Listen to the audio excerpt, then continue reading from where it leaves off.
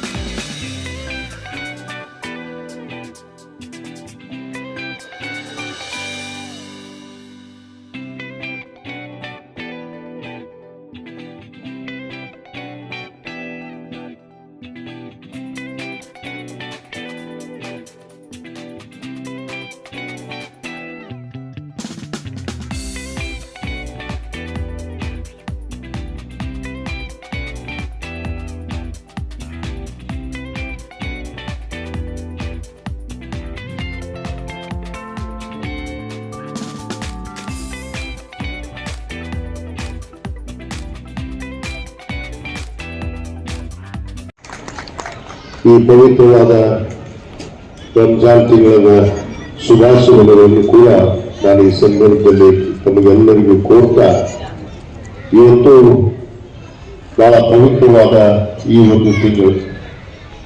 ಯಾಕಂದ್ರೆ ದಿವ್ಯ ಕುರಾನದಲ್ಲಿ ನಮ್ಮ ಬಾಹುದ್ದೀನ್ ಖಾಜಿ ಸಾಹೇಬರು ಪ್ರಾಸ್ತಾವಿಕವಾಗಿ ಮಾತಾಡುವಂತ ಸಂದರ್ಭದಲ್ಲಿ ಈ ಪವಿತ್ರವಾದ ರಂಜಾನ್ ಹಬ್ಬವನ್ನ ಯಾಕೆ ಆಚರಿಸಲಾಗುತ್ತೆ ಅನ್ನೋದ್ರ ಬಗ್ಗೆ ಇಳಿಯಾಗಿ ವಿವರವನ್ನು ಕೊಡ್ತಾ ಇತ್ತು.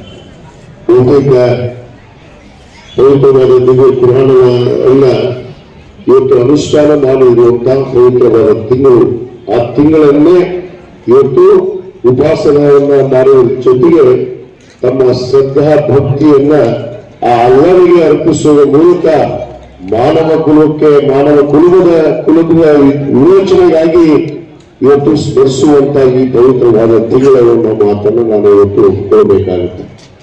ಯಾಕಂದ್ರೆ ಈ ದಿವ್ಯವಾದ ಕುರಾನದಲ್ಲಿ ಇವತ್ತು ಏನು ಮಾನವ ಕುಲಕ್ಕೆ, ಮಾನವ ಮೌಲ್ಯಗಳಿಗೆ, ಮಾನವತೆಗೆ ಎಷ್ಟು ಗೌರವವನ್ನ ಇವತ್ತು ಆ ದಿವ್ಯ ಕುರಾನದಲ್ಲಿ ಇಟ್ಟಿದ್ದಾರೆ ಅಂದ್ರೆ, ಮಾನವರಾಗಿ ನಾವು ಹುಟ್ಟಿದ ಮೇಲೆ ಮಾನವರಾಗಿ ಹೇಗೆ ಬೆಳೀಬೇಕು ಅನ್ನೋದನ್ನ, ಆ ಶಿಷ್ಟಾಚಾರಗಳನ್ನ ಇವತ್ತು ಅರ್ಪಿಸಿ ಅದರ ಮೂಲಕ ಸುಮಾರು 1500 ವರ್ಷಗಳಿಂದ ನಾವು ಇವತ್ತು ನೆರವು ಬಂದಿರುವಂತ ಪವಿತ್ರವಾದ ದಿನ ಅನ್ನೋ ಮಾತನ್ನು ನಾವು ಇವತ್ತು ಹೇಳಬೇಕಾಗುತ್ತೆ.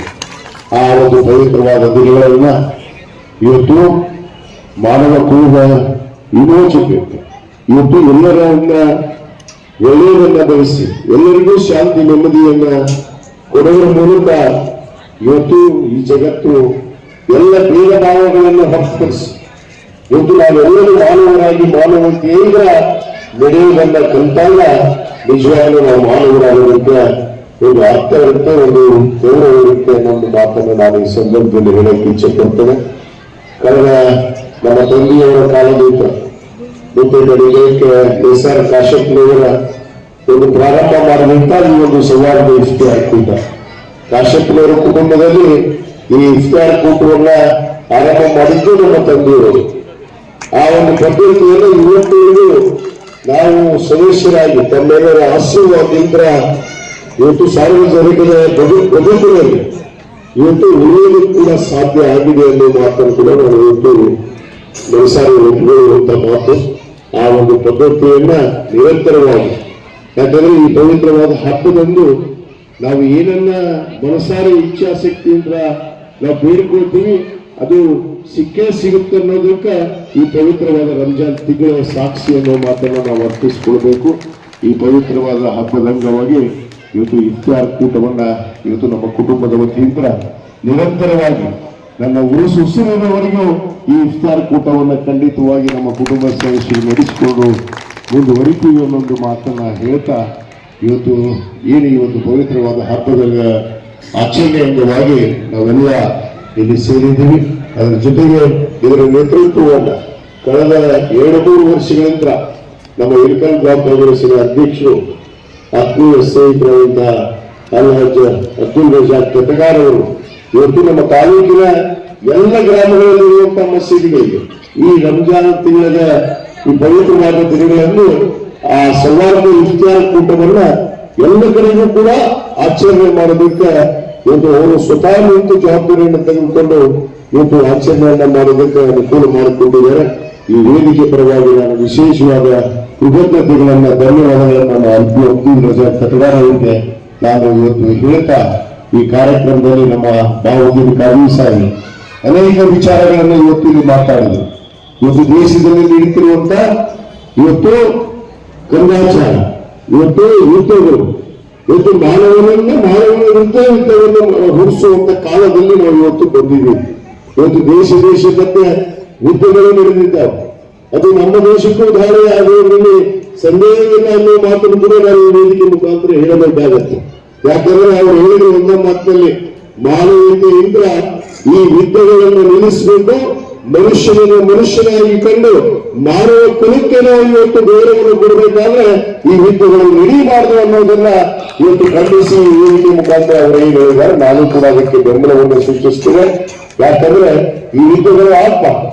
ಯಾಕಂದ್ರೆ ಯಾವುದೇ ಧರ್ಮದ ದೇಶ ಇರ್ಬೋದು, ಯಾವುದೇ ಧರ್ಮದ ಒಂದು ರಾಜ್ಯ ಇರ್ಬೋದು, ಅಲ್ಲಿ ಮನುಷ್ಯರಿದ್ದಾರೆ ಅನ್ನೋದನ್ನು ನಾವು ಇಟ್ಕೋಬೇಕು.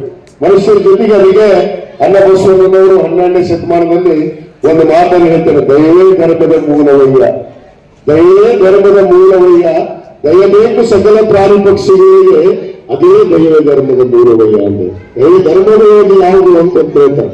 ಅದಕ್ಕೆ ದಯ ಇಲ್ಲದ ಧರ್ಮ ಯಾವುದಾದ್ರೂ ಇಲ್ಲ ಅನ್ನೋದು ಇದನ್ನ ಸಾರಿ ಸಾರಿ ಹೇಳುವಂತ ಪರಿಸ್ಥಿತಿ ಇವತ್ತು ನಮ್ಮ ಮುಂದೆ ಬಂದಿದೆ.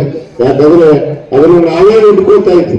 ಆ ಒಂದು ನಿಟ್ಟಿನಲ್ಲಿ ನಾವು ಈ ವಿದ್ಯೆಗಳನ್ನ ಖಂಡಿಸಿ ಮಾನವ ಕುಲಕ್ಕೆ ನಾವು ಗೌರವವನ್ನು ಕೊಡಲ್ಲ, ಮಾನವೀಯತೆಗೆ ಮೌಲ್ಯಕ್ಕೆ ಗೌರವವನ್ನು ಕೊಡುವಂತ ಮಾನವರಾಗಿ ಜೀವನವನ್ನು ಸಾಗಿಸಲ್ಲ ಅನ್ನೋ ಮಾತನ್ನು ಈ ಸಂದರ್ಭದಲ್ಲಿ ಇವತ್ತೇನು ನಮ್ಮ ಕುಟುಂಬದ ಪರಿವಾರದಲ್ಲಿ ಇವತ್ತು ನಮ್ಮ ತಾಯಿ ಆಗಿರ್ಬೋದು, ನಮ್ಮ ತಮ್ಮ ಆಗಿರ್ಬೋದು, ಇವತ್ತು ನಮ್ಮ ಕುಟುಂಬದವರಿಗೆ ಯಾವತ್ತೂ ಸದಾ ಕಾಲ ಈ ಪವಿತ್ರವಾದ ಏನು ರಂಜಾನ್ ತಿಂಗಳ ಅಂಗವಾಗಿ ತಾವೆಲ್ಲ ತಮ್ಮ ಪ್ರಾರ್ಥನೆಯಲ್ಲಿ ಇವತ್ತು ತಾವೆಲ್ಲರೂ ಆಶೀರ್ವಾದವನ್ನ ಇವತ್ತು ನೀಡುವ ಮುಖಾಂತರ ಇನ್ನೂ ನಮ್ಮ ಕುಟುಂಬಕ್ಕೆ ನಿಮ್ಮ ಸದಾಕಾಲ ಆಶೀರ್ವಾದ ಇರಲಿ ಅಂತೇಳಿ ಆ ಭಗವಂತನಲ್ಲಿ ತಾವು ಪ್ರಾರ್ಥನೆ ಮಾಡ್ರಿ ಅಂತೇಳಿ ನಾನು ಎಲ್ಲರಲ್ಲಿ ಕೈ ಮುಗಿದು ವಿನಂತಿಯನ್ನ ಮಾಡಿಕೊಂಡು ತಮ್ಮ ದುವಾದಲ್ಲಿ ಆಶೀರ್ವಾದವನ್ನ ನಮಗೆ ಕೋರಿ ಈ ಕುಟುಂಬಕ್ಕೆ ನಿಮ್ಮ ಆಶೀರ್ವಾದ ಸದಾಕಾಲ ಇರಲಿ ಅಂತ ಹೇಳಿ ಬೇಡ್ಕೊಂಡು ಈ ಒಂದು ಆಚರಣೆ ಈ ಸೌಹಾರ್ದ ಇಫ್ತಿಯಾರ್ ಕೂಟಕ್ಕೆ